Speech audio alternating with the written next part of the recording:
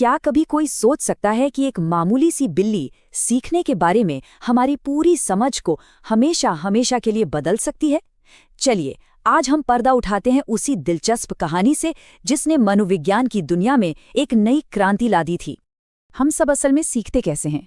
क्या ये दिमाग में अचानक से कोई बत्ती जलने जैसा है जिसे हम इनसाइट कहते हैं, या फिर इसके पीछे कोई और ही विज्ञान है? यही सवाल आज के हमारे इस विश्लेषण का केंद्र है। तो चलिए इस रहस्य को सुलझाने की कोशिश करते हैं। तो कहानी शुरू होती है एक बिल्ली और एक खास तरह के बक्से से। बात है साल 1898 की। एक मनोवैज्ञानिक थे, एडवर्ड एल थॉर्नडाइक। वो ये समझना चाहते थे कि सीखना आखिर होता कैसे है। उनका मानना था कि ये कोई रहस्यमयी चीज नहीं है, बल्कि कुछ ऐसा है जिसे हम देख सकते हैं, जिसे हम माप सकते हैं। इसलिए उन्होंने इस बात पर ध्यान दिया कि जानवर करते क्या है, न कि इस पर कि वे सोचते क्या हैं। तो सेटअप बड़ा ही सिंपल लेकिन जीनियस था। सोचिए, एक भूखी बिल्ली एक लकड़ी के बक्से के अंदर बंद है और ठीक सामने उसकी पसंदीदा मछली रखी है। लेकिन बाहर निकलने का सिर्फ एक ही रास्ता है, और वो है एक पहेली को सुलझाना। तो अब सवाल ये है कि उस बक्से के अंदर आखिर हुआ क्या, और थॉर्नडाइक को वहां क्या देखने को मिला? तो पहले तो बिल्ली एकदम परेशान हो गई। वो बक्से को खरोंच रही थी, उसे काटने की कोशिश कर रही थी, यहाँ वहां पागलों की तरह भाग रही थी। मतलब उसकी हरकतों में कोई लॉजिक, कोई प्लानिंग कुछ नहीं था। और बस यहीं थॉर्नडाइक को वो यूरेका मोमेंट मिला। उन्होंने देखा कि बिल्ली ने कोई दिमाग लगाकर सोच समझकर पहेली नहीं सुलझाई। नहीं, वो तो बस यूं ही कोशिशें करती जा रही थी, और अचानक तुक्के से उसका पंजा सही लीवर पर जा पड़ा और बिंगो, दरवाजा खुल गया। तो सीखना सोच से नहीं, बल्कि कोशिश और गलती से मिली सफलता से हुआ। अब ये जो डेटा आप देख रहे हैं ना, ये इस पूरे एक्सपेरिमेंट की जान है। थॉर्नडाइक ने बड़ी बारीकी से हर कोशिश में बिल्ली को बाहर निकलने में लगा समय नोट किया। अब यहाँ गौर करने वाली बात यह है कि टाइम एकदम से कम नहीं हुआ। नहीं, पहली बार लगे 160 सेकंड, और फिर धीरे धीरे कम होते होते 25वीं कोशिश तक ये सिर्फ 7 सेकंड रह गया। तो ये जो सीखने का ग्राफ बना, वो एकदम साफ साफ बता रहा था कि सीखना कोई एक झटके में होने वाली चीज नहीं है। ये कोई जादुई पल नहीं है, बल्कि ये एक धीमी प्रक्रिया है। हर कोशिश के साथ सही काम करने की संभावना बस थोड़ी सी बढ़ जाती थी। अच्छा, तो इन सब ऑब्जर्वेशंस को देखकर थॉर्नडाइक ने क्या सिद्धांत बनाया? उन्होंने इसे क्या नाम दिया? चलिए अब ये जानते हैं।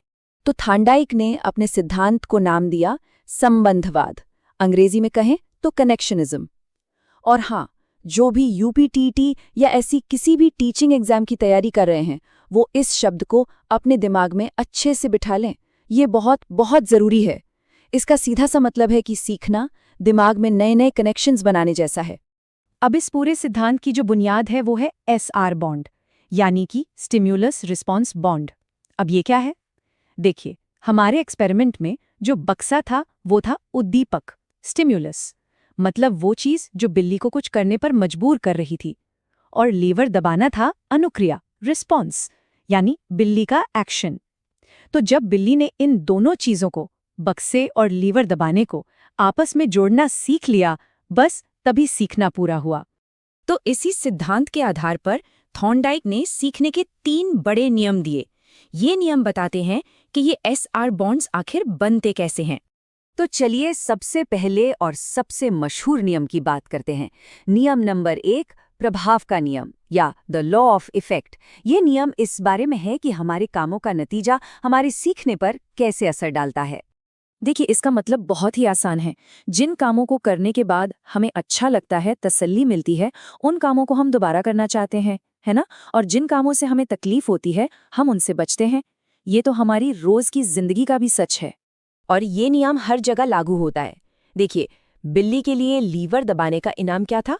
बाहर निकलना और मछली खाना। इसी तरह क्लासरूम में एक बच्चे के लिए मेहनत से पढ़ने का इनाम क्या हो सकता है? अच्छे नंबर या टीचर से मिलने वाली शाबाशी। तो आखिर में नतीजा ही तय करता है कि हम कोई काम दोबारा करेंगे या नहीं। चलिए अब आते हैं नियम नंबर 2 पर, जो जुड़ा है अभ्यास से, यानी प्रैक्टिस से। तो ये है अभ्यास का नियम, द लॉ ऑफ एक्सरसाइज।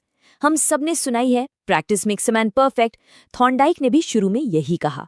जितना ज्यादा अभ्यास करेंगे कनेक्शन उतना पक्का होगा। लेकिन, और ये लेकिन बहुत जरूरी है, बाद में उन्हें अपनी ही बात में कमी नजर आई। उन्होंने पाया कि सिर्फ रट्टा मारना या बार बार दोहराना काफी नहीं है। अगर अभ्यास के साथ कोई इनाम या कोई पॉजिटिव फीडबैक न मिले तो वो अभ्यास बेकार भी हो सकता है। और अब बात करते हैं तीसरे और आखिरी मुख्य नियम की। ये नियम सीखने वाले की मानसिक और शारीरिक स्थिति पर फोकस करता है। इसे कहते हैं तत्परता का नियम या द लॉ ऑफ रेडीनेस। इसका सीधा सा मतलब है कि सीखने के लिए सीखने वाले का तैयार होना भी तो जरूरी है। हमारी कहानी में बिल्ली भूखी थी, इसलिए वो बाहर निकलने के लिए पूरी तरह से मोटिवेटेड थी।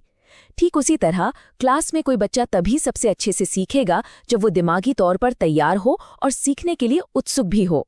तो सवाल ये उठता है कि 100 साल से भी ज्यादा पुराने इस सिद्धांत का आज की क्लासरूम में क्या काम? खासतौर पर जो लोग शिक्षक बनने की तैयारी कर रहे हैं, उनके लिए ये समझना बहुत बहुत जरूरी है। अच्छा, तो ये स्लाइड तो समझिए यूपी टेट के उम्मीदवारों के लिए किसी खजाने से कम नहीं है। ये थॉर्नडाइक के नियमों पर आधारित कुछ प्रैक्टिकल टिप्स हैं, जैसे सीखने को मजेदार और पर्पसफुल बनाइए ताकि छात्र तैयार रहें। ये हुआ तत्परता का नियम। जब अभ्यास कराएं तो तुरंत फीडबैक दें। ये हुआ अभ्यास का नियम। और हाँ, छोटी छोटी कामयाबियों पर भी बच्चों की तारीफ करें, उन्हें इनाम दें। ये हुआ प्रभाव का नियम। यही बात एक अच्छी टीचर की पहचान होती है। हाँ, लेकिन ये भी जानना जरूरी है कि हर सिद्धांत की तरह इसकी भी कुछ आलोचनाएं हुई हैं। कुछ लोगों का मानना है कि ये सिद्धांत सीखने की प्रक्रिया को कुछ ज्यादा ही मशीन जैसा बना देता है। इसमें क्रिएटिव थिंकिंग या वो आहा मोमेंट्स, जब हमें अचानक कोई चीज समझ आती है, उसके लिए कोई जगह नहीं है। और आखिर में ये एक सवाल जो सोचने पर मजबूर करता है। आज हम एआई और इतनी एडवांस टेक्नोलॉजी के ज़माने में जी रहे हैं, तो क्या हमारे सीखने का तरीका सच में उस बक्से में बंद बिल्ली से बहुत अलग है? ज़रा सोचिए, आज भी हम अपनी ज़िंदगी में कितनी सारी चीज़ें सिर्फ कोशिश करने और गलती करने से ही तो सीखते हैं। इस पर विचार ज़रूर कीजिएगा।